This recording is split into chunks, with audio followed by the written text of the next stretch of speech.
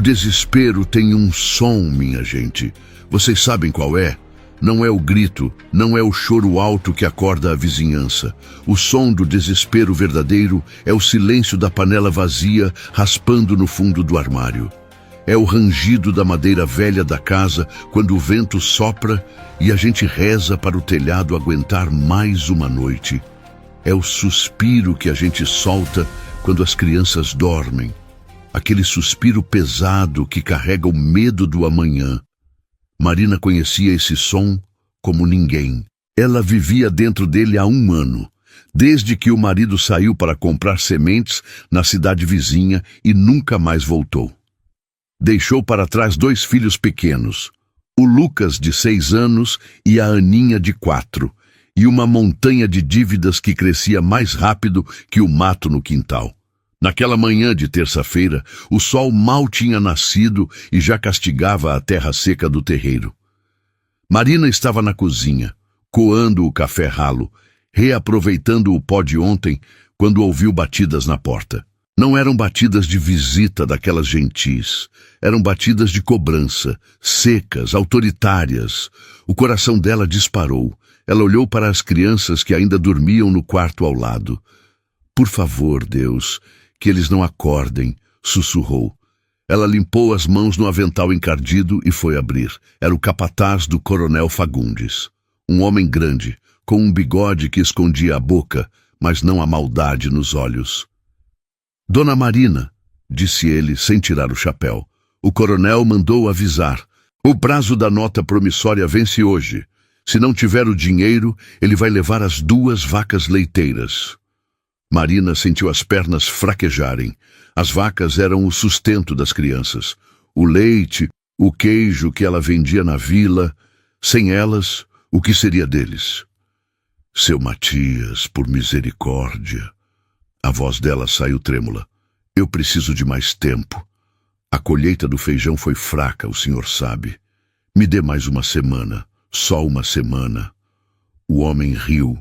Um som feio que parecia cascalho sendo pisado. O coronel não é banco, dona Marina. Ele quer o que é dele. Volto ao meio-dia. Se o dinheiro não estiver na mão, as vacas vêm comigo. Ele virou as costas e saiu, montando no cavalo e levantando poeira. Marina ficou ali, segurando a porta, sentindo o mundo desabar sobre seus ombros magros. Onde ela arranjaria dinheiro até o meio-dia? Ela não tinha nada, nem família, nem amigos ricos, nem joias para vender. O nome dela na vila já estava sujo pelas dívidas do marido Fujão. Ninguém lhe emprestaria 1 centavo. Ela fechou a porta e encostou a testa na madeira fria. As lágrimas vieram, quentes e silenciosas. O que eu faço, meu Deus? O que eu faço? Ela perguntava. Mas a resposta era apenas o tic-tac do relógio na parede, contando os minutos para a desgraça. Foi então que ela olhou para baixo. Ali, no chão, bem rente à fresta da porta, havia algo que não estava lá antes. Um envelope. Pardo, simples, um pouco amassado nas pontas. Não tinha nome, não tinha selo. Marina franziu a testa. Ela se abaixou e pegou o envelope. Era grosso, pesado, e tinha um cheiro forte de terra úmida e feno seco. Aquele cheiro de celeiro antigo que fica impregnado na roupa de quem trabalha pesado. Com as mãos tremendo, ela abriu. Dentro havia notas velhas, amassadas, algumas manchadas de graxa, outras com cheiro de fumo. Ela contou. 1 vez. 2 vezes. O valor era exato. Exatamente o que ela devia ao Coronel Fagundes pela nota promissória daquele mês. Nem 1 centavo a mais, nem a menos. Marina olhou para os lados, abriu a porta novamente e espiou o terreiro. Ninguém. A estrada de terra estava deserta, apenas o rastro do cavalo do capataz. Quem teria deixado aquilo ali e como sabia? Como sabia o valor exato e o momento exato do seu desespero? E você, minha amiga que me ouve agora, já recebeu uma ajuda que parecia cair do céu bem na hora que você achava que não tinha mais saída? Aquele milagre que a gente não sabe explicar, mas que salva o dia. Se já aconteceu com você, respira fundo e agradece, porque a providência divina tem caminhos misteriosos. E se você está precisando desse milagre hoje, fica comigo nessa história, porque o que vai acontecer com a Marina vai te encher de esperança. Aproveita agora, se inscreve aqui no canal Contos do Coração, deixa o seu like e me conta nos comentários de onde você está acompanhando essa história de fé. Quando o capataz voltou ao meio-dia, trazendo a corda para laçar as vacas, Marina o esperava na varanda. Ela não chorava mais. Estava pálida, sim, mas de pé. Vim buscar o gado, disse o homem desmontando. Não vai levar nada, respondeu Marina, estendendo a mão com o dinheiro. O homem pegou as notas, conferiu com desconfiança, cheirou o dinheiro como se fosse um cão farejador. Onde a senhora arranjou isso? Perguntou ele, estreitando os olhos. Roubou? É dinheiro honesto, seu Matias. Dinheiro de trabalho. Agora, por favor, saia da minha propriedade. O homem guardou o dinheiro no bolso, resmungou algo inaudível e foi embora. Marina correu para o curral e abraçou a vaca mimosa, chorando de alívio no pescoço do animal. Mas o mistério do envelope não saiu da cabeça dela. Naquela noite, depois de colocar as crianças para dormir, ela sentou na varanda, no escuro, vigiando. Quem seria o anjo da guarda? Ou seria uma armadilha? Os dias passaram. A vida continuou dura. A cerca precisava de reparos, o telhado tinha goteiras, a comida era contada. Mas, estranhamente, sempre que uma conta urgente aparecia, ou quando o armazém ameaçava cortar o crédito, o envelope aparecia. Sempre de manhã cedo, sempre sob a porta, sempre com aquele cheiro inconfundível de terra e feno. Uma vez, foi dinheiro para comprar remédio para a febre da Aninha. Outra vez, foi para pagar o conserto da bomba d'água. Marina começou a ficar assustada. Alguém a vigiava. Alguém sabia cada passo dela, cada tropeço, cada lágrima escondida. Ela tentou perguntar na vila. Foi a venda do seu Joaquim, sondou as comadres na saída da missa. Alguém tem visto gente rondando minha casa de madrugada? Perguntava ela, tentando parecer casual. Deus me livre, Marina, dizia Dona Cida, a beata fofoqueira. Aquele lugar é amaldiçoado desde que teu marido sumiu. Ninguém passa lá nem de dia, quanto mais de noite. Ninguém sabia, ninguém via, mas o benfeitor invisível estava lá. E Marina começou a sentir uma presença. Não uma presença ruim, de assombração, mas uma sensação de estar sendo cuidada. Às vezes, enquanto estendia a roupa no varal, sentia um arrepio na nuca e olhava para a mata fechada que cercava a propriedade. As árvores balançavam, mas não havia ninguém. Até que chegou o mês de agosto. O mês do vento seco que levanta a poeira vermelha e racha os lábios. E com ele veio a pior notícia de todas. O banco da cidade mandou uma carta. A casa. A casa onde Marina nascera, onde criara os filhos, a única herança de seus pais, estava hipotecada. O marido, antes de sumir, tinha dado a casa como garantia de um empréstimo enorme que ela desconhecia. E o banco queria tomar tudo. O prazo era de 30 dias. O valor era impagável. Marina leu a carta sentada na mesa da cozinha. O papel tremeu em suas mãos até cair no chão. Dessa vez, não havia envelope que salvasse. O valor era alto demais. Ninguém teria tanto dinheiro para dar a uma viúva de marido vivo. Ela olhou para as paredes de madeira, para as marcas de altura das crianças no batente da porta, para o fogão a lenha que aquecera tantas noites frias. Iam tirar tudo dela. Iam jogá-la na rua com 2 crianças. O desespero voltou, mas dessa vez veio acompanhado de uma raiva surda. Raiva do marido covarde, raiva da vida injusta, raiva de sua própria fraqueza. Ela passou o dia como um zumbi. Fez o almoço mecanicamente, limpou a casa, remendou as roupas. Quando a noite caiu, o vento começou a uivar lá fora. As janelas batiam, os galhos das árvores arranhavam o telhado como unhas de bruxa. Marina não conseguia dormir. Ela andava de um lado para o outro na sala pequena. O relógio bateu 2 da manhã. O vento lá fora parecia querer arrancar a casa do chão. De repente, um barulho na varanda. Não era o vento, era um passo pesado de bota, estalando a madeira velha do assoalho. Marina parou, o coração na boca. Ela olhou para a porta. O trinco se moveu levemente, como se alguém testasse a fechadura, mas desistisse. Depois, o som de algo sendo deslizado por baixo da porta, e passos se afastando, rápidos, descendo a escada da varanda. Marina correu. Ela não pensou no perigo, não pensou no medo. Ela precisava saber. Ela precisava ver o rosto de quem brincava com a vida dela daquele jeito. Ela escancarou a porta. O vento invadiu a sala, apagando a vela que estava sobre a mesa. Lá fora, a escuridão era total, cortada apenas pelo balanço frenético das árvores. "Quem está aí?"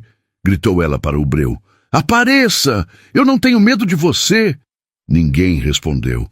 Apenas o uivo do vento e o som das folhas secas sendo arrastadas. Marina olhou para o chão.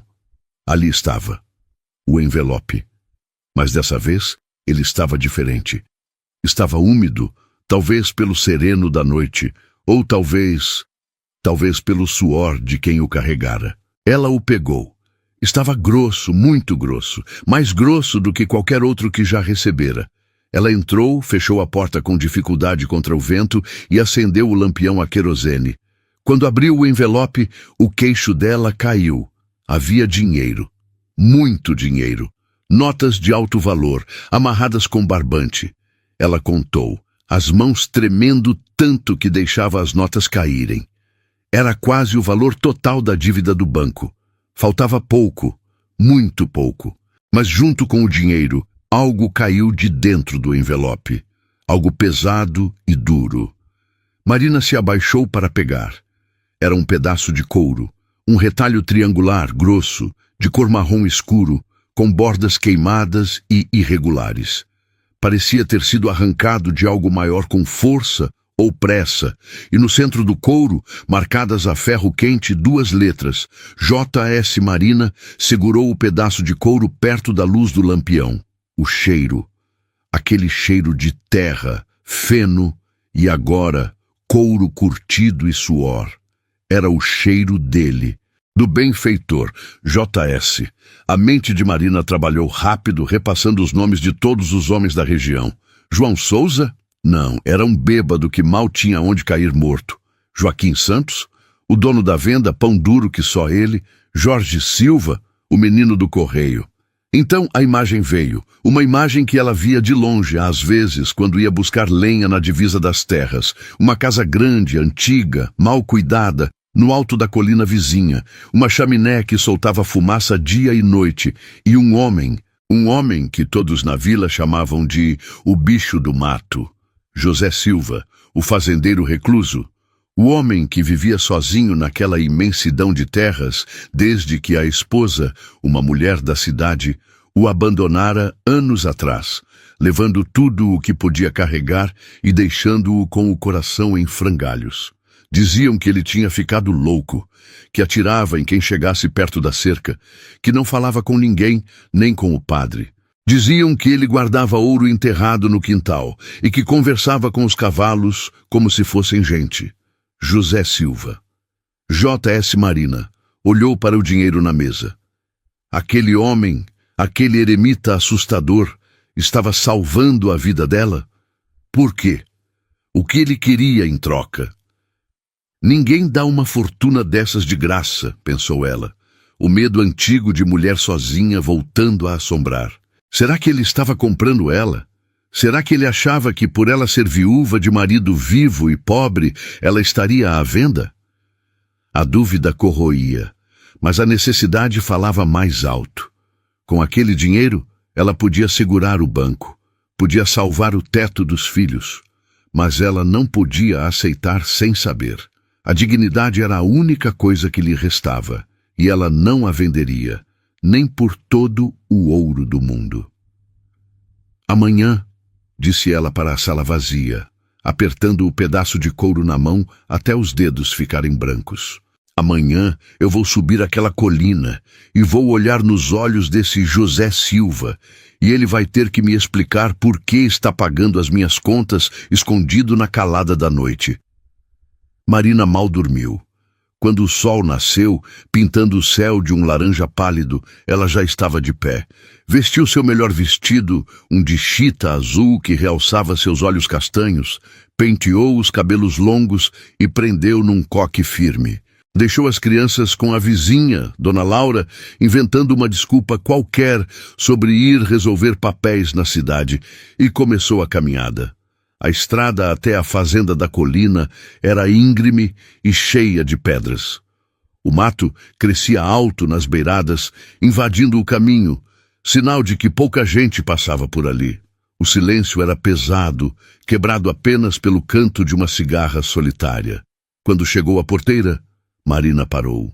A madeira estava velha, cinzenta pelo tempo, mas a corrente e o cadeado pareciam bem cuidados, lubrificados. Havia uma placa pregada num poste torto. Propriedade particular. Não entre. Marina respirou fundo, enchendo os pulmões com o ar puro da manhã. Ela empurrou a porteira. Não estava trancada. Rangeu alto, um som que pareceu um aviso. Ela subiu a alameda de eucaliptos. A casa apareceu. Era um casarão antigo, de estilo colonial, com janelas grandes e varanda larga. Mas estava triste. A pintura descascada, as janelas fechadas, o jardim tomado por ervas daninhas. Parecia uma casa que tinha desistido de viver, assim como seu dono. Marina chegou perto da varanda. Não havia ninguém. "Seu José!" chamou ela. A voz saiu firme, apesar do tremor nas pernas. "Seu José Silva, eu sei que o senhor está aí." Silêncio. Apenas o vento balançando uma cadeira de balanço vazia na varanda. "Eu vim devolver o que é seu", gritou ela, tirando o pedaço de couro do bolso e erguendo-o no ar. "Vim saber o preço, porque eu não estou à venda."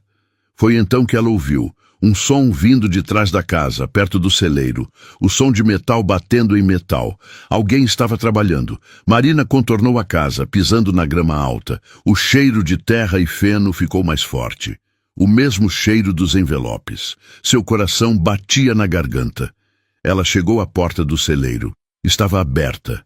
Lá dentro, na penumbra, um homem estava de costas, consertando a roda de uma carroça. Ele era alto, ombros largos, vestia uma camisa de flanela xadrez surrada e calças de brim sujas de graxa. O cabelo era grisalho, comprido, preso num rabo de cavalo desleixado. "Seu José?" chamou ela. O homem parou. O martelo ficou suspenso no ar. Ele ficou imóvel por um longo segundo, como se tivesse ouvido um fantasma. Depois, virou-se devagar. Marina prendeu a respiração. O rosto dele era marcado pelo sol e pelo tempo. Tinha uma barba por fazer, grisalha e espessa. Mas foram os olhos que a prenderam. Olhos escuros, profundos, cercados por rugas de tristeza. Olhos que pareciam carregar o peso do mundo. E naquele momento, olhos que demonstravam um susto genuíno, como o de um animal selvagem encurralado. Ele olhou para ela, depois para o pedaço de couro na mão dela. Ele baixou o martelo devagar. "Você não devia ter vindo aqui." A voz dele era rouca, grave, como trovão distante. "É perigoso. Mas perigoso é viver devendo favor a quem a gente não conhece", retrucou Marina, dando um passo para dentro do celeiro. "Por que, seu José? Por que o senhor tem deixado dinheiro na minha porta? O que o senhor quer de mim?" José limpou as mãos num trapo sujo, evitando olhar diretamente para ela. Ele parecia desconfortável, envergonhado até. "Não quero nada", resmungou ele. "Vá embora. Fique com o dinheiro. É seu." "Meu? Como pode ser meu? Eu nunca fiz nada para o senhor. O senhor nem me cumprimenta na rua." "Eu disse para ir embora." Ele levantou a voz, mas não havia raiva, havia desespero. Pegue o dinheiro e pague o banco, antes que eles tomem a casa das crianças. Marina estacou. Como o senhor sabe do banco? A carta chegou ontem. Eu não contei para ninguém. José ficou em silêncio. Ele se virou de costas novamente, voltando para a roda da carroça, tentando encerrar a conversa. E o senhor me vigia, é isso. Marina sentiu um arrepio. O senhor fica me espiando. Eu vejo o que precisa ser visto, disse ele baixo, sem se virar. Alguém tinha que ver. Marina se aproximou dele, a raiva dando lugar a uma curiosidade intensa. Olhe para mim, José Silva, exigiu ela.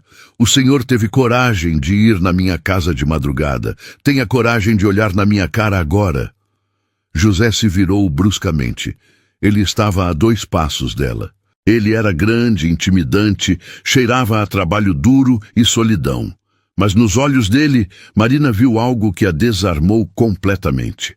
Não era luxúria, não era pena, era reconhecimento, como se ele estivesse vendo nela algo que doía nele. Você quer saber por quê? Perguntou ele, a voz falhando pela primeira vez. Porque eu ouço o choro, Marina. O vento traz o som lá de baixo. Eu ouço você chorar quando acha que ninguém está ouvindo. E eu conheço esse choro. É o mesmo choro que ecoa nesta casa vazia há 10 anos. Marina ficou sem palavras. Eu vi seu marido ir embora, continuou ele, as palavras saindo como pedras que ele vomitava. Eu vi ele pegar a estrada com a mala, olhando para trás com medo, não com saudade. Eu sabia que ele não ia voltar. E eu vi você ficar na varanda esperando dia após dia até a esperança virar fome. E por que ajudou? Sussurrou ela, os olhos marejados. José desviou o olhar para o chão de terra batida do celeiro. Porque a minha mãe passou pelo mesmo. Meu pai bebeu tudo o que tínhamos e morreu num fosso, deixando ela com 3 filhos e uma fazenda falida. Eu vi minha mãe secar, Marina. Vi ela vender a aliança, vender os móveis, vender a própria saúde para nos dar de comer. E ninguém ajudou. Ninguém estendeu a mão. Eu era criança, não podia fazer nada. Mas agora eu posso. Ele levantou os olhos novamente e havia uma honestidade brutal neles. Eu não quero você, Marina. Não desse jeito que você pensa. Eu sou um homem quebrado. Não sirvo para mulher nenhuma. Eu só não podia deixar a história se repetir. Não com aquelas crianças, não com você. Marina sentiu o peito apertar. Aquele homem, aquele bicho do mato, tinha um coração maior do que toda a vila junta. Ele estava curando a ferida da própria infância, tentando salvar a família dela. O dinheiro, ela gaguejou. É muito dinheiro, José. De onde o senhor tirou tanto? José deu de ombros um gesto cansado. Vendi umas cabeças de gado, vendi o trator velho e vendi a parte da várzea para o vizinho. Marina levou a mão à boca. O senhor vendeu terra, terra da sua família, para pagar a minha dívida? Terra não sente frio, Marina. Terra não chora de fome. Criança chora. O silêncio que se instalou no celeiro foi denso, carregado de uma emoção que nenhum dos dois sabia nomear. Marina olhava para aquele homem sujo, barbudo, solitário, e pela primeira vez via a beleza escondida sob a casca grossa. Eu não posso aceitar isso como esmola, José, disse ela firme. Eu vou aceitar como empréstimo. E eu vou pagar. Cada centavo. José soltou uma risada curta, sem humor. Você não tem como pagar, mulher. Tenho. Eu tenho 2 braços fortes. Eu sei cozinhar, sei limpar, sei cuidar de horta. Essa casa está precisando de uma mulher, José. Olha para isso. Está tudo caindo aos pedaços. O senhor vive na sujeira. José recuou, defensivo. Eu não preciso de empregada. Não é empregada, é pagamento. Eu venho aqui 3 vezes por semana, cuido da casa, faço sua comida, lavo sua roupa, até a dívida estar paga. Ou isso, ou eu devolvo o dinheiro agora mesmo e deixo o banco levar minha casa. Ela estendeu o maço de notas na direção dele. desafiadora. José olhou para o dinheiro, depois para o rosto determinado de Marina. Ele viu nela a mesma teimosia que via no espelho.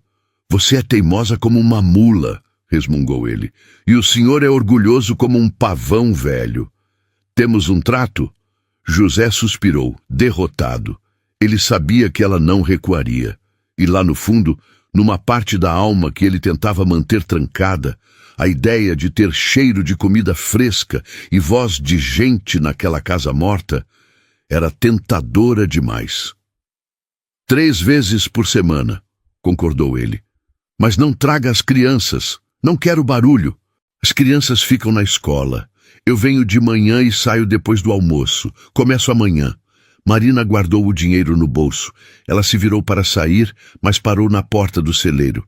José, o quê? Obrigada, não pelo dinheiro, mas por ter visto a minha mãe em mim.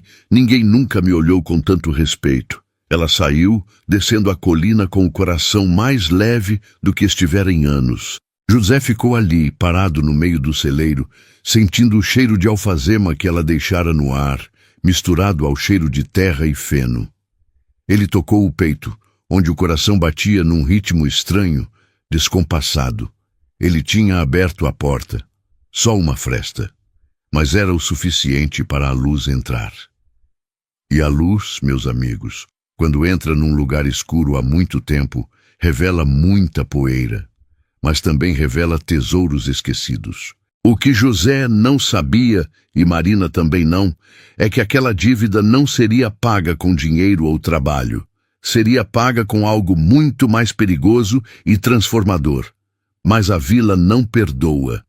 E quando começaram a ver a viúva subindo a colina do bicho do mato toda semana, as línguas começaram a ferver. E o passado de José, aquele que ele tentava esquecer, estava prestes a bater na porta também. A primeira manhã de trabalho de Marina, na fazenda da colina, começou com o sol ainda tímido, espiando por trás das montanhas. Ela subiu a estrada de terra batida com o coração aos pulos, não de medo, mas de uma ansiedade estranha. A casa grande, vista de perto, parecia um gigante adormecido e maltratado. As janelas estavam empoeiradas, como olhos cegos que se recusavam a ver a beleza do dia. Quando ela entrou na cozinha, o cheiro de café queimado e gordura velha a recebeu como um tapa. A pia estava cheia de louça de dias. O chão tinha marcas de botas com lama seca. José não estava. Ela ouviu o som do machado batendo na lenha lá fora, um ritmo constante e solitário. Marina não perdeu tempo. Amarrou um lenço na cabeça, arregaçou as mangas e começou a guerra contra a sujeira. Ela esfregou, varreu, lavou, abriu as janelas, deixando o ar fresco da manhã expulsar o cheiro de mofo e solidão. Colocou feijão novo no fogo, temperado com alho e louro que trouxera de sua própria horta. Ao meio-dia, o cheiro da comida pronta invadiu o terreiro. José entrou na cozinha suado, com serragem no cabelo. Ele parou na porta, atordoado. A cozinha não parecia a mesma. A mesa estava posta com uma toalha limpa, que Marina achara no fundo de uma gaveta. Havia pratos, talheres brilhando e uma jarra de suco de limão fresco. Ele olhou para Marina, que estava perto do fogão, o rosto corado pelo calor. — O que é isso? Perguntou ele desconfiado. — Almoço, respondeu ela simples. — Bum, sente-se. O senhor deve estar com fome. José lavou as mãos na pia, sentindo-se um estranho na própria casa. Ele se sentou. Marina serviu o prato dele. Arroz, feijão gordo, couve refogada e bisteca de porco. Ele comeu em silêncio, devorando a comida como se não visse uma refeição decente há anos. E talvez não visse mesmo. Marina sentou-se à frente dele, comendo devagar. Ela o observava. Via como as mãos dele tremiam levemente ao segurar o garfo. Via as olheiras profundas. — Está bom? Perguntou ela. — Está comestível, resmungou ele, sem levantar os olhos. Mas repetiu o prato 2 vezes. Os dias viraram semanas e uma rotina silenciosa se estabeleceu entre os dois. Marina chegava, a casa ganhava vida. O som da vassoura, o cheiro de sabão, o tilintar das panelas, e aos poucos José começou a mudar também. Numa terça-feira, Marina chegou e encontrou a lenha do fogão já cortada e empilhada na cozinha. Na quinta, a torneira que pingava há anos estava consertada. Ele não dizia nada, mas eram pequenos gestos de trégua. Ele parou de entrar com botas sujas, começou a fazer a barba com mais frequência. Mas o silêncio dele ainda era uma barreira. Ele falava o mínimo necessário. Bom dia. Obrigado. Vou para o pasto. Marina tentava puxar conversa, falava das crianças, do tempo, das flores que estavam nascendo no jardim que ela começara a limpar. Ele apenas ouvia, às vezes acenando com a cabeça, às vezes com o olhar perdido no horizonte. E você, minha amiga, já conviveu com alguém assim? Alguém que se tranca dentro de si mesmo como um tatu-bola, com medo de se machucar de novo? É difícil, né? A gente precisa de muita paciência e muito amor para descascar essas camadas de proteção.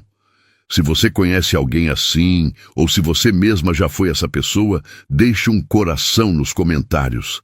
A gente sabe que não é por maldade, é por defesa. Mas a paz daquela rotina frágil não duraria muito. A vila, como eu disse, tem olhos e ouvidos em todo lugar. Numa tarde, Marina desceu à venda do seu Joaquim para comprar açúcar e farinha. Assim que entrou, a conversa animada das comadres parou.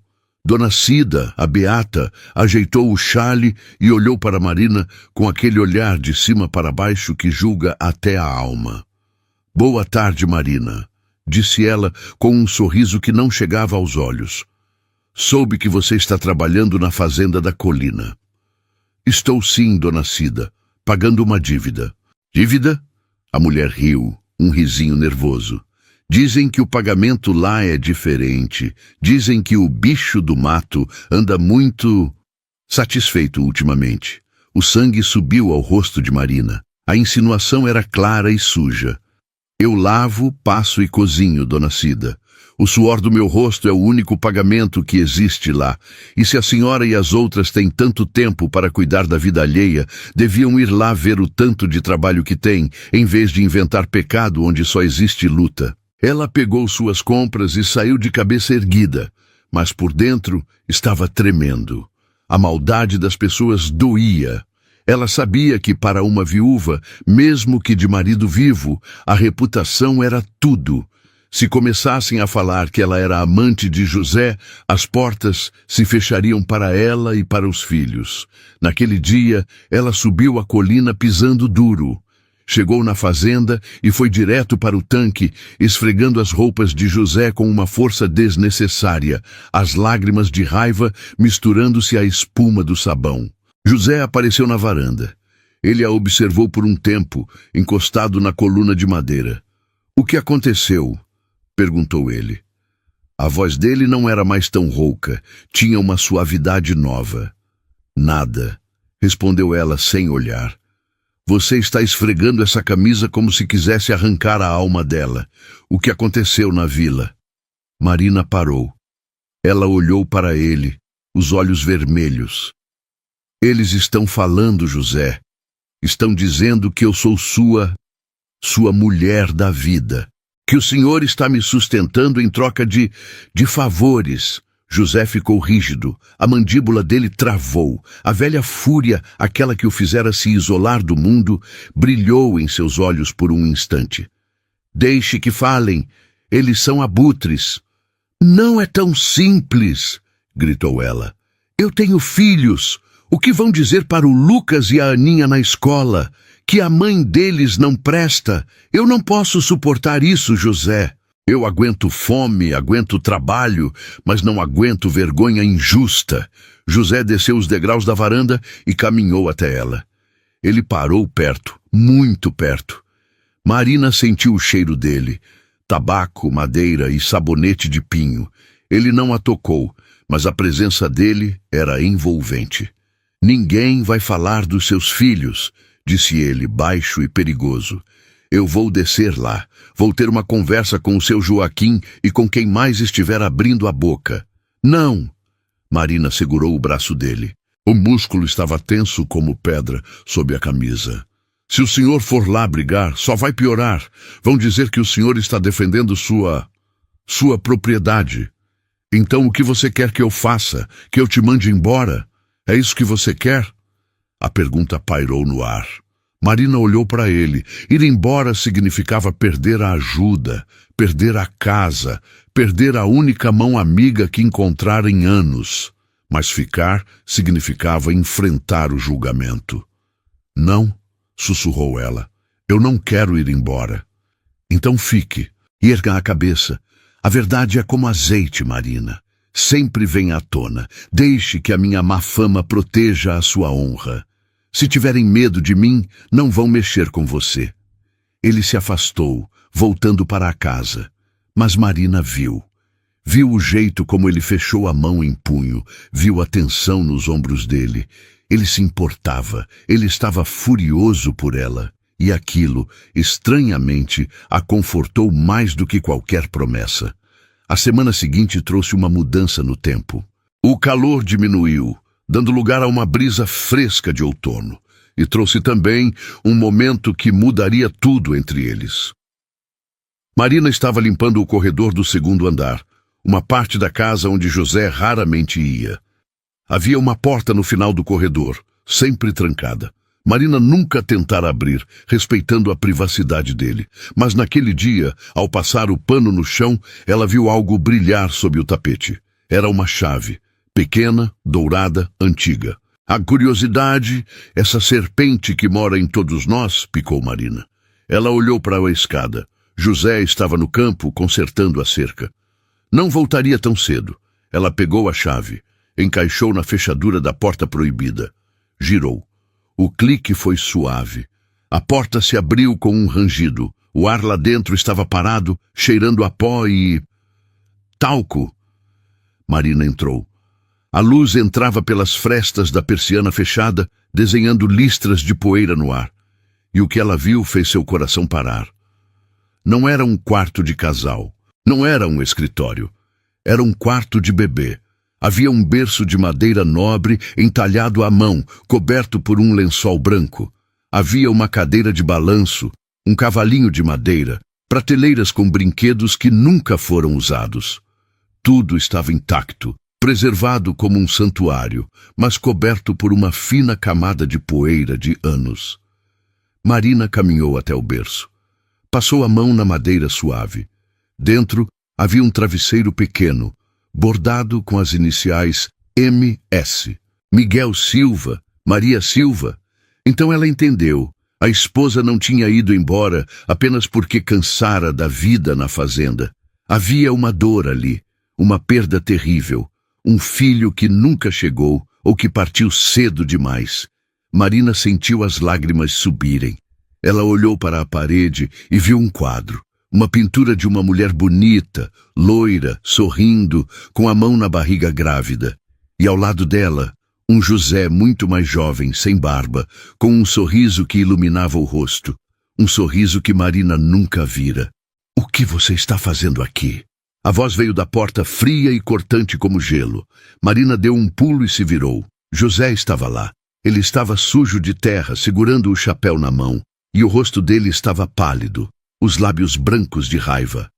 José, a chave estava no chão. Eu só... Saia, disse ele num sussurro terrível. José, me perdoe. Eu não sabia. É lindo. O quarto, o bebê. Saia! Ele rugiu, um grito que fez as janelas tremerem. Ele avançou para dentro do quarto, pegou Marina pelo braço com força e a arrastou para o corredor. José, você está me machucando, gritou ela. Ele a soltou como se ela queimasse. Ele estava ofegante, os olhos arregalados, cheios de um pânico e uma dor que Marina nunca vira em ser humano nenhum. Nunca mais. Ele apontou o dedo para ela, tremendo. Nunca mais entre aqui. Nunca mais toque nessas coisas. Você não tem o direito, você não sabe de nada. Então me conte, desafiou ela, massageando o braço dolorido. Me conte para eu entender. Por que o senhor guarda esse quarto como um túmulo? Por que o senhor se enterrou vivo junto com essa lembrança? Porque a culpa foi minha, gritou ele, e as palavras saíram rasgando sua garganta. Foi minha culpa. Ela perdeu o bebê porque eu não estava lá, porque eu estava preocupado com a maldita colheita. Ela caiu, Marina. Ela caiu da escada e eu não ouvi. E quando eu cheguei já era tarde. O meu filho morreu antes de nascer. E a minha mulher olhou para mim com ódio. E ela foi embora levando o ódio dela e me deixou aqui com esse berço vazio. José caiu de joelhos no corredor, cobrindo o rosto com as mãos, soluçando. O gigante tinha desmoronado. O bicho do mato era apenas um pai que nunca pôde ser pai, chorando pelo filho que nunca segurou no colo. Marina esqueceu a dor no braço, esqueceu o medo, o instinto materno, aquele que não vê perigo quando vê dor, tomou conta dela. Ela se ajoelhou ao lado dele. Não disse nada. Apenas o abraçou. Puxou a cabeça daquele homem grande e sofrido para o seu peito e o segurou enquanto ele chorava anos de silêncio. Ele tentou resistir no começo, o corpo rígido, mas depois cedeu. Agarrou-se a ela como um náufrago, molhando o vestido dela com suas lágrimas. Ficaram ali, no chão do corredor escuro, por um tempo que pareceu eterno. Até que o choro dele diminuiu, virando apenas uma respiração pesada. José se afastou devagar. Ele não olhou para ela. Levantou-se e limpou o rosto com as costas da mão, envergonhado de sua fraqueza. Vá para casa, Marina, disse ele, a voz rouca e cansada. Por favor, vá para casa. José, amanhã não venha, nem depois. Eu preciso ficar sozinho. Ele entrou no quarto do bebê e fechou a porta na cara dela. Marina ouviu o som da chave girando. Ela desceu as escadas com o coração apertado. Ela tinha tocado na ferida mais profunda dele. Tinha visto a alma nua de José. E agora tinha medo de que ele se fechasse para sempre. Enquanto caminhava de volta para sua casa, o sol se punha, tingindo o céu de vermelho sangue. Marina sabia que algo tinha mudado irremediavelmente. Eles tinham cruzado uma linha. E não havia como voltar atrás. Mas o que ela não sabia era que o passado de José não estava apenas naquele quarto trancado. O passado estava vivo e estava a caminho da fazenda. Uma carta estava chegando pelo correio da vila. Uma carta com um remetente que faria o sangue de José gelar mais do que a morte do filho. A esposa estava voltando. E ela não queria o perdão. Ela queria a fazenda. Os dias que se seguiram aquela tarde no corredor foram de um silêncio pesado, mas diferente. Não era mais o silêncio da indiferença, era o silêncio da vergonha e da dor exposta. José cumpriu a promessa de se isolar. Ele saía antes do sol nascer, levando apenas um pedaço de broa no bolso, e voltava só quando a lua já estava alta, trancando-se no quarto sem passar pela cozinha. Marina, no entanto, não desistiu. Ela continuou indo à fazenda. Limpava a casa com o mesmo capricho, deixava o almoço pronto sobre o fogão, cobria com um pano de prato limpo e deixava um bilhete simples: coma, seu José, saco vazio, não para em pé. Ela sentia que agora mais do que nunca, ele precisava de alguém que não tivesse medo dos fantasmas dele. Numa quinta-feira de sol claro e céu azul, o carteiro da vila, seu antenor, subiu a colina com sua bicicleta rangente. Ele tocou a sineta na varanda. Marina saiu, limpando as mãos no avental. Bom dia, dona Marina. Tem uma carta registrada para o senhor José Silva. Precisa da assinatura dele.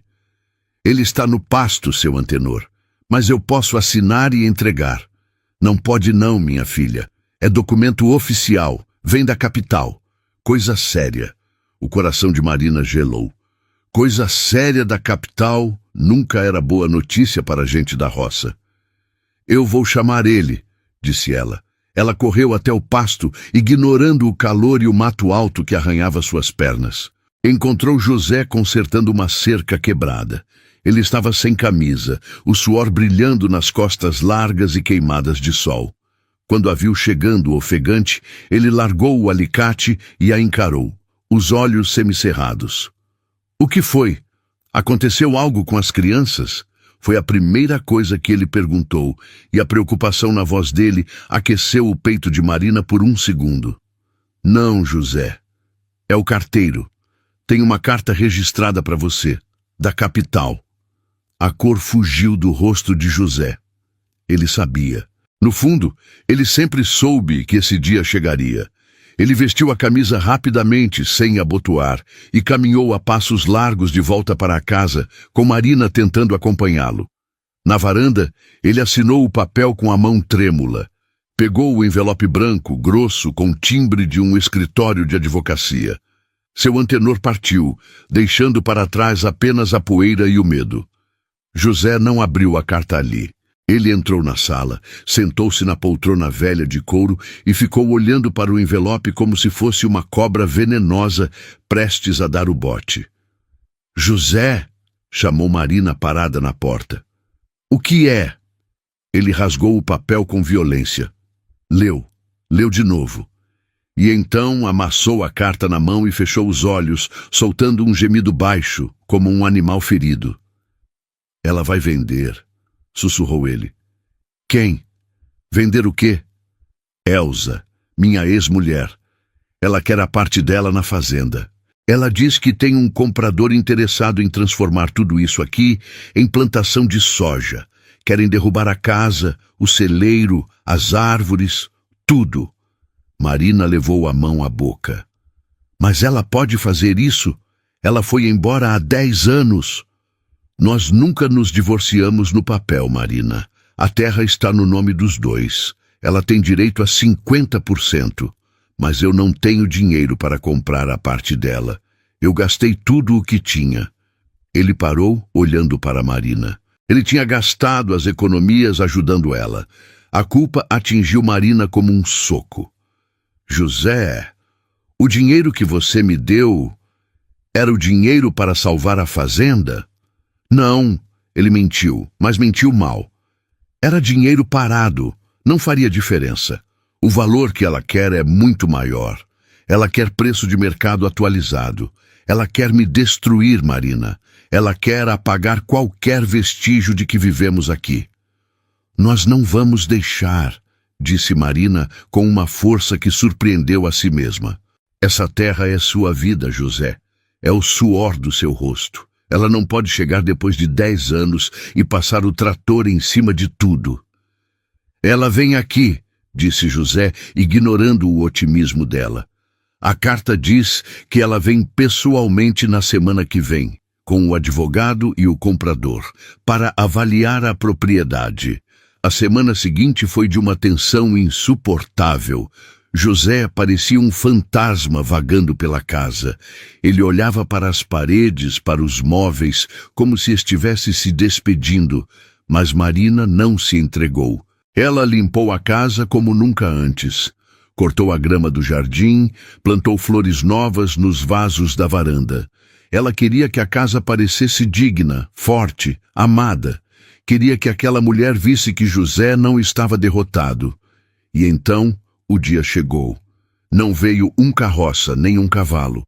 Veio um carro preto, brilhante, que subiu a estrada levantando poeira e espantando as galinhas. O motorista parou em frente à varanda. José estava lá, de pé, vestindo sua melhor camisa, que Marina tinha engomado com capricho, e a barba feita. Marina estava ao lado dele, um passo atrás, como um soldado leal. A porta do carro se abriu. Primeiro, desceu um homem de terno cinza segurando uma pasta, o advogado. Depois desceu ela. Elsa. Marina esperava ver um monstro, mas viu uma mulher linda. Cabelos loiros impecáveis, vestido de seda que custava mais do que a casa de Marina, sapatos de salto alto que afundavam na terra. Ela colocou óculos escuros e olhou para a casa com uma expressão de nojo indisfarçável. Meu Deus, disse ela, a voz estridente e sem calor. Isso aqui está pior do que eu lembrava. Parece um mausoléu. Ela subiu os degraus sem olhar para José. Passou por ele como se ele fosse parte da mobília. Olá, Elsa, disse José, a voz firme, mas tensa. Ela parou, tirou os óculos e o olhou de cima a baixo. José, vejo que você continua o mesmo cheiro de bicho e terra. Ela riu, um som seco. E quem é essa? A empregada? Ela apontou para Marina com o óculos. Marina ergueu o queixo. Sou Marina e sou a governanta desta casa. Governanta? Elsa soltou uma gargalhada. José, você mal tem dinheiro para comer e tem governanta? Ah, entendi. Deve ser pagamento em serviços, não é? Típico de você. Sempre procurando consolo barato. José deu um passo à frente, ficando entre Elsa e Marina. Lave a sua boca para falar dela, Elsa. Marina é uma mulher honrada, mais honrada do que você jamais foi. Ela cuidou desta casa e de mim quando você nos deixou para apodrecer. Elsa perdeu o sorriso. Os olhos dela ficaram frios. Eu deixei você porque você era um fracassado, José. Um homem que preferia a terra à própria esposa. E vejo que nada mudou. Mas vamos ao que interessa. O Dr. Mendes tem os papéis. O comprador ofereceu um valor generoso. Você assina, pega sua metade, que vai ser descontada das dívidas que a fazenda acumulou, claro, e vai viver sua vida miserável em outro lugar. Eu não vou vender, disse José. Esta é a minha terra, a terra dos meus pais. Metade é minha, gritou ela, perdendo a pose elegante. E eu quero o meu dinheiro. Eu tenho dívidas, José. Eu preciso desse dinheiro agora. Então venda a sua metade para mim. Eu pago. Parcelado, mas pago. Parcelado? Ela riu com escárnio. Não tenho tempo para as suas esmolas. O comprador quer a fazenda inteira ou nada. E se você não assinar por bem, o juiz vai obrigar a leiloar. E no leilão, você vai perder tudo por preço de banana. Marina observava a cena, o coração apertado. Ela via o desespero nos olhos de José. Ele estava encurralado. A senhora não pode fazer isso, disse Marina, dando um passo à frente e ignorando o protocolo. Aqui tem história, tem vida. O quarto do bebê ainda está lá. Ele manteve tudo, por respeito à memória do filho de vocês. O silêncio caiu na varanda. Elsa olhou para Marina e por um segundo a máscara de frieza vacilou. Mas logo voltou, mais dura do que antes. O quarto, ela disse com voz venenosa. Aquele quarto ridículo? Você acha que eu me importo com aquele quarto? Aquilo é um monumento à incompetência dele. Se ele fosse um homem de verdade, teria cuidado de mim. Teria evitado a queda. Mas não, ele estava ocupado com as vacas. Ela se virou para José, os olhos faiscando de ódio. Você acha que manter aquele quarto limpo apaga a sua culpa, José? Não apaga. E quer saber a verdade? A verdade que eu guardei por 10 anos? José recuou, sentindo que um golpe mortal estava vindo. O que foi, Elsa? Eu não caí da escada por acidente, José.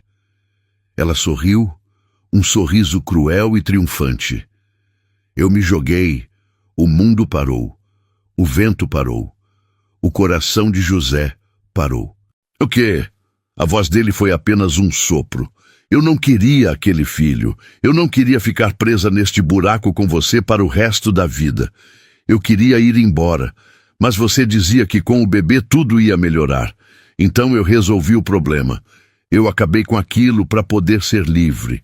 E você passou 10 anos chorando por um acidente que nunca existiu. Você chorou por uma escolha minha. José cambaleou para trás, como se tivesse levado um tiro no peito.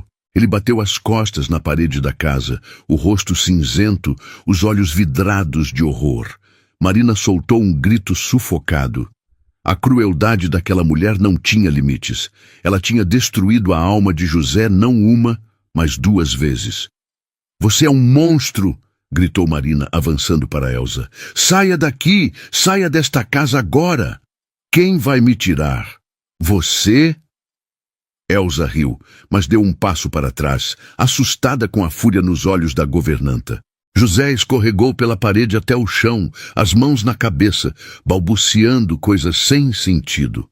A verdade era pesada demais. A culpa que ele carregara por 1 década não era dele, mas a dor da traição era 1000 vezes pior. O advogado, constrangido, pigarreou. Dona Elsa, talvez seja melhor voltarmos outra hora. O senhor José não está em condições... Ele tem 24 horas, gritou Elsa entrando no carro. 24 horas para assinar, ou eu volto com a polícia para despejar ele. Vamos embora. O carro partiu, deixando para trás uma nuvem de poeira e um homem destruído no chão da varanda. Marina correu para José. Ele tremia violentamente, os dentes batendo. José! José, olhe para mim! Ela segurou o rosto dele. Não é culpa sua! Você ouviu? Nunca foi culpa sua! 3 dias se passaram. 3 dias em que o sol nasceu e se pôs sobre a fazenda da colina sem que Marina subisse a estrada. Em sua própria casa, o silêncio era pesado. As crianças brincavam no quintal, alheias à tempestade que se formava no peito da mãe. Marina olhava para a colina várias vezes ao dia, esperando ver fumaça na chaminé, esperando ver algum sinal de vida. Mas nada. A casa lá em cima parecia morta novamente. A preocupação corroía Marina. Ela sabia que José estava ferido, não fisicamente, mas na alma. Aquele homem grande e forte tinha se exposto, tinha sangrado na frente dela. E o orgulho ferido é um veneno lento para homens como ele. No 4º dia, Marina não aguentou. Lucas, cuide da Aninha. A mãe vai ali em cima e já volta. Ela não levou o avental de trabalho. Levou apenas um bolo de fubá que tinha assado cedo, ainda morno, embrulhado num pano de prato. Era uma desculpa, claro. Um pretexto para bater na porta daquele urso ferido. A subida foi difícil. O mato parecia ter crescido mais em 3 dias, como se a natureza quisesse esconder a fazenda do mundo. Quando chegou ao terreiro, o coração de Marina apertou. A varanda estava suja de folhas secas. A porta da frente estava escancarada, batendo com o vento. José! Chamou ela, entrando na sala. O cheiro era forte, cheiro de tabaco velho e... cachaça. José estava sentado na poltrona de couro, de costas para a porta, olhando para a lareira apagada. Havia uma garrafa quase vazia no chão ao lado dele. Ele não se mexeu quando ela entrou. Eu disse para não vir. A voz dele era um fiapo rouco. Marina colocou o bolo sobre a mesa e caminhou até ele. Ele estava com a mesma roupa de 3 dias atrás. A barba tinha crescido, os olhos estavam fundos e vermelhos. Mas o que assustou Marina não foi a aparência dele, foi o papel que ele segurava na mão, amassado com força. O que aconteceu, José? Perguntou ela suavemente, ajoelhando-se ao lado da poltrona. O senhor está bebendo. O senhor nunca bebe. José soltou uma risada amarga, sem alegria. Estou comemorando, Marina, comemorando o fim. Ele estendeu o papel para ela. Leia. Leia o que a dona da minha desgraça mandou dizer. Marina pegou o papel com cuidado. Era uma carta, escrita em papel fino, com letra elegante e pontuda. Vinha da capital. José, espero que esta carta o encontre. Meu advogado me informou que o prazo de 10 anos para a contestação de bens está acabando. Como você sabe, nunca formalizamos o divórcio. E como a fazenda está em meu nome também, decidi que é hora de vender. Tenho um comprador interessado em transformar essas terras em pasto para gado de corte. Ele paga bem, quero minha parte e quero agora. Estarei aí na próxima semana com os papéis. Não tente dificultar. Você sabe que não tem dinheiro para brigar na justiça. Saia da casa ou pague a minha metade. O que convenhamos, você não tem como fazer. Elsa. Marina leu 2 vezes, sentindo um frio na espinha. Elsa, a mulher do quadro, a mulher que o abandonara. Ela estava voltando para tirar o teto dele. Ela não pode fazer isso, sussurrou Marina. Essa terra é da sua família há gerações. Mas o papel... José bateu no peito. O papel diz que é dela também. Quando casamos, meu pai passou parte das terras para o nome dela como garantia. Ele achava que ela ia me dar herdeiros, que ia ficar para sempre. Ele pegou a garrafa e tomou um gole longo, o líquido descendo queimando. Acabou, Marina. Ela vem com advogados, ela vem com a lei. Eu não tenho dinheiro. O que eu tinha... Ele parou, olhando para ela. O que eu tinha, eu usei para salvar a sua casa. A revelação caiu sobre Marina como uma bigorna. Ele tinha se descapitalizado para ajudá-la. Ele tinha vendido o gado, o trator, as terras da várzea, tudo para pagar a dívida dela. E agora, quando ele precisava de dinheiro para salvar a própria pele, ele não tinha nada. A culpa atingiu Marina com força total. Ela cobriu a boca com a mão, as lágrimas brotando instantaneamente. José, meu Deus, foi por minha causa. O senhor está perdendo tudo por minha causa. José olhou para ela. Pela primeira vez em dias, o olhar dele focou. Não foi por sua causa, José. Foi por causa do seu coração. Marina segurou as mãos dele, que tremiam ao redor da garrafa. O senhor fez o que achou certo, e agora nós vamos fazer o que é certo também. Nós não vamos entregar essa fazenda. Não tem nós, Marina. Ele balançou a cabeça, os olhos marejados. Eu estou sozinho nessa, como sempre estive. O senhor estava sozinho porque queria. Agora o senhor tem a mim. E tem mais gente que precisa do senhor. Marina se levantou, decidida. Ela pegou a garrafa da mão dele e a colocou longe, sobre a lareira. Levante-se, José. Vá tomar um banho. Faça essa barba. Eu vou buscar ajuda. Ajuda? Quem vai ajudar um falido? O senhor vai ver. Marina desceu a colina correndo. O sol já estava baixo, pintando o céu de laranja, mas ela não sentia cansaço, sentia urgência.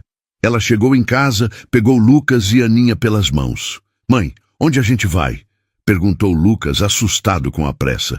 Vamos visitar um amigo que precisa muito de um abraço. Quando Marina voltou à fazenda, puxando as 2 crianças morro acima, José estava na varanda. Ele tinha obedecido. Estava de banho tomado, cabelo molhado, vestindo uma camisa limpa, mas a expressão dele ainda era de derrota. Quando ele viu as crianças, ele recuou um passo, como se tivesse visto uma assombração. Marina, eu disse sem crianças. O senhor disse muitas coisas, José, mas hoje as regras mudaram. Ela empurrou levemente Aninha para frente. Essa é a Aninha. E esse é o Lucas. Eles queriam conhecer o homem que salvou a casa deles. Aninha, com seus 4 anos e cachos dourados, olhou para o gigante à sua frente. Ela não viu o bicho do mato. Ela viu apenas um homem triste. E criança, minha gente, criança tem um radar para a tristeza que adulto nenhum tem. Ela soltou a mão da mãe e caminhou até ele. José ficou imóvel, os braços caídos ao lado do corpo, sem saber o que fazer. Aninha parou na frente dele e estendeu uma florzinha amarela que tinha colhido no caminho. É para o senhor não ficar triste, disse ela, com a voz fininha. José olhou para a flor, olhou para a menina. E ali, naquele momento, a represa que ele construíra por 10 anos rachou de vez. Ele se abaixou, ficando na altura dela, e pegou a flor com seus dedos grossos e calejados, com uma delicadeza que parecia impossível. Obrigado. A voz dele saiu embargada. O senhor é o seu José? Perguntou Lucas, mais tímido. Minha mãe disse que o senhor é forte igual um touro. José soltou uma risada curta, úmida. Já fui, garoto, já fui. Então, o senhor pode consertar meu carrinho? Lucas tirou do bolso um carrinho de madeira sem uma roda. Quebrou e a mãe não sabe arrumar. José olhou para Marina. Ela sorria, com lágrimas nos olhos. Ela tinha trazido a vida para dentro do cemitério dele. Ela tinha trazido o futuro para enfrentar o passado. Posso, disse José, limpando a garganta e ficando de pé. Vamos lá no celeiro. Tenho ferramentas lá. Aquela tarde foi o ponto de virada.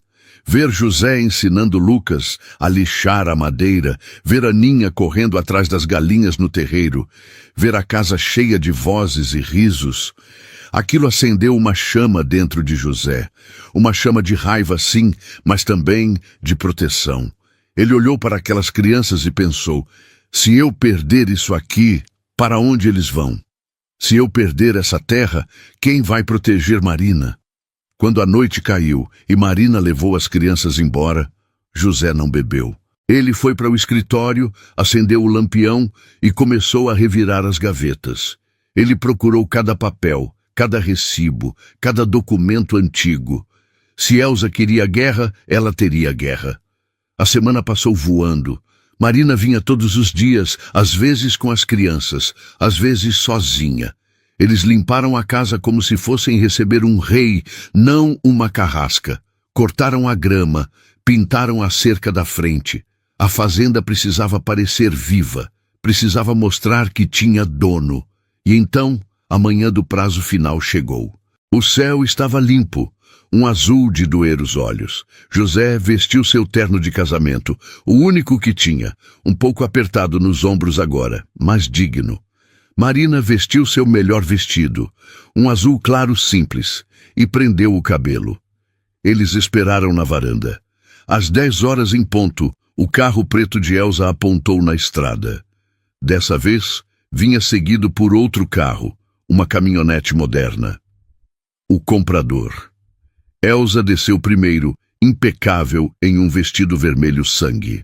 O advogado veio atrás, secando o suor da testa com um lenço, e da caminhonete desceu um homem gordo, de chapéu panamá, fumando um charuto. Bom dia, José, disse Elsa, sorrindo aquele sorriso de cobra. Vejo que você se arrumou para o funeral da sua fazenda. José não sorriu. Ele desceu os degraus e parou no terreiro, encarando-a. Bom dia, Elsa. Vejo que você trouxe plateia. Trouxe quem resolve. Ela apontou para o homem gordo. Este é o Dr. Almeida. Ele está ansioso para derrubar esse casebre e plantar soja. O cheque já está assinado, José. Só falta a sua assinatura na venda. O advogado pigarreou e abriu a pasta, tirando um maço de papéis. Senhor José, a proposta é generosa. A senhora Elsa concorda em dividir o valor meio a meio, descontando, claro, as custas do processo de divórcio litigioso que ela abrirá se o senhor recusar. José olhou para os papéis. Olhou para a casa atrás dele, onde Marina estava parada na porta, pálida, mas firme. Olhou para o celeiro onde consertara o carrinho de Lucas. Eu não vou assinar, disse José calmo. O sorriso de Elsa vacilou. Como é? Você está louco? Você não tem escolha. A lei diz que metade é minha. A lei diz que metade é sua, concordou José. Mas a lei também diz que a casa sede, onde vivemos como casal, não pode ser vendida sem o consentimento de ambas as partes, se um dos cônjuges ainda residir nela. E eu resido aqui. Eu nunca saí. Você saiu. Você abandonou o lar, Elsa. O advogado franziu a testa. Bem, tecnicamente há o uso capião familiar, mas o prazo... Não me venha com tecnicalidades, gritou Elsa, perdendo a pose. Eu quero o meu dinheiro. Eu quero vender tudo. Você pode vender a sua metade das terras, disse José. O pasto lá de baixo, a mata fechada, pode vender. Mas a casa, o celeiro e o pomar, isso fica. Isso é meu. O comprador, Dr. Almeida, tirou o charuto da boca. Espere aí. O negócio era a fazenda toda. Eu não quero meia fazenda com um poceiro morando no meio. Sem a casa sede e a fonte de água que fica aqui em cima, as terras de baixo não valem metade do preço. Elsa virou-se para o comprador desesperada. Não dê ouvidos a ele, ele está blefando. Nós vamos derrubar essa casa. Ninguém vai derrubar nada. A voz de Marina cortou o ar. Todos se viraram. Marina desceu os degraus devagar. Ela segurava algo na mão. Um envelope. O mesmo tipo de envelope pardo que José deixava na porta dela. Quem é essa intrometida? Sibilou Elsa. Eu sou a testemunha, disse Marina parando ao lado de José. E eu tenho aqui algo que o senhor advogado deveria ver. Ela estendeu o envelope para o advogado. Ele pegou, curioso, abriu. Dentro não havia dinheiro. Havia cartas, dezenas de cartas. O que é isso? Perguntou Elsa. São as cartas que você mandou para a sua prima na capital, logo depois que foi embora, disse Marina. A prima que faleceu mês passado e cujos pertences foram leiloados. Eu comprei o lote de papéis velhos na feira de antiguidades da vila, sem saber o que era. Mas Deus escreve certo por linhas tortas, não é? Elsa empalideceu. Ela sabia o que tinha escrito naquelas cartas. Nessas cartas, continuou Marina, olhando para o advogado, a senhora Elsa confessa que nunca quis a fazenda. Confessa que casou com o José apenas porque o pai dela a obrigou para unir as terras. E confessa... Marina respirou fundo. Confessa que estava tendo um caso com um médico da cidade e que o bebê que ela perdeu talvez nem fosse do José. O silêncio que caiu sobre o terreiro foi absoluto. Até os pássaros pararam de cantar. José olhou para Marina, chocado. Ele não sabia daquilo. Ele não sabia das cartas. Isso é mentira, gritou Elsa, mas a voz dela tremeu. Isso é forjado. A letra é sua, Elsa, disse José, reconhecendo a caligrafia que vira tantas vezes em listas de compras e bilhetes frios. E a data? A data é de antes de você ir embora. O advogado leu uma das cartas rapidamente. Ele fechou a pasta. Dona Elsa, se isso for verdade, configura má-fé e adultério. Isso muda completamente a partilha de bens. Se o senhor José levar isso a um juiz, a senhora pode perder o direito a tudo e ainda ter que pagar indenização moral. O comprador, Dr. Almeida, riu e jogou o charuto no chão. Tô fora, não entro em negócio de família com chifre e confusão. Passar bem. Ele entrou na caminhonete e deu a partida. Elsa ficou ali, parada no meio da poeira, sozinha. O advogado se afastou dela como se ela tivesse uma doença contagiosa. Você... Ela apontou para Marina com ódio puro. Você arruinou tudo. Você se arruinou sozinha, Elsa, disse José, dando um passo à frente, protegendo Marina. Agora saia da minha terra e nunca mais volte. Se voltar, eu entrego essas cartas para o juiz e para o jornal da cidade. Elsa olhou para José, depois para Marina. Ela viu a união deles, viu a força que eles tinham juntos. Ela sabia que tinha perdido. Ela entrou no carro preto, bateu a porta com força e gritou para o motorista arrancar. Quando o carro sumiu na curva da estrada, José se virou para Marina. Ele estava trêmulo. Marina, essas cartas, é verdade? O bebê não era meu? Marina olhou para ele com ternura e tristeza. Eu não sei, José. Como não sabe? Você leu as cartas? Marina sorriu, um sorriso triste e doce. Ela abriu o envelope que tinha tomado da mão do advogado. Tirou de dentro papéis em branco, folhas de caderno velhas, sem nada escrito. Não existem cartas, José, eu blefei. José arregalou os olhos. O advogado, na pressa e no susto, tinha acreditado na história sem ler direito. A culpa de Elsa era tão grande que ela mesma se condenou ao não negar o conteúdo, apenas a existência dele. Você inventou tudo? José começou a rir. Uma risada nervosa que logo virou uma gargalhada de alívio. Você é louca, mulher. E se eles tivessem lido? Eu vi o medo na cara dela quando falei da prima, disse Marina. Gente ruim sempre tem segredo, José. Eu só apostei que o segredo dela era sujo o suficiente para ela ter medo de ser exposta. José parou de rir. Ele olhou para Marina com uma admiração que beirava a devoção. Você salvou a minha vida, Marina. De novo. Estamos quites, seu José. Estamos quites. Mas a história não acabava ali. Elza tinha ido embora, mas a fazenda ainda estava falida. E agora, José tinha uma casa enorme, um coração remendado e uma mulher corajosa ao seu lado. Mas não tinham dinheiro. E foi aí, enquanto eles se abraçavam na varanda aliviados, que Aninha gritou lá de dentro da casa. Mãe! Tio José! Vem ver o que eu achei no quarto trancado. O sangue de José gelou. Ele tinha esquecido de trancar a porta do quarto do bebê depois da limpeza. Aninha, não mexe aí! Gritou ele correndo para dentro. Mas quando chegaram à porta do quarto, Aninha não estava brincando com os brinquedos. Ela estava apontando para o fundo falso do armário antigo, que tinha se soltado quando ela tentou pegar uma boneca. Lá dentro, escondido na escuridão da madeira, havia uma caixa de metal enferrujada. José pegou a caixa de metal das mãos pequenas de Aninha. Era pesada, fria e coberta de ferrugem nas bordas. Ele olhou para Marina, que segurava a respiração. Aquele armário, ele nunca tinha mexido naquele fundo falso. Era um móvel que pertencera à sua mãe e depois ficara no quarto do bebê. Vamos abrir na sala, disse ele, a voz trêmula. Sentaram-se ao redor da mesa da cozinha, onde a luz do fim de tarde entrava dourada pela janela.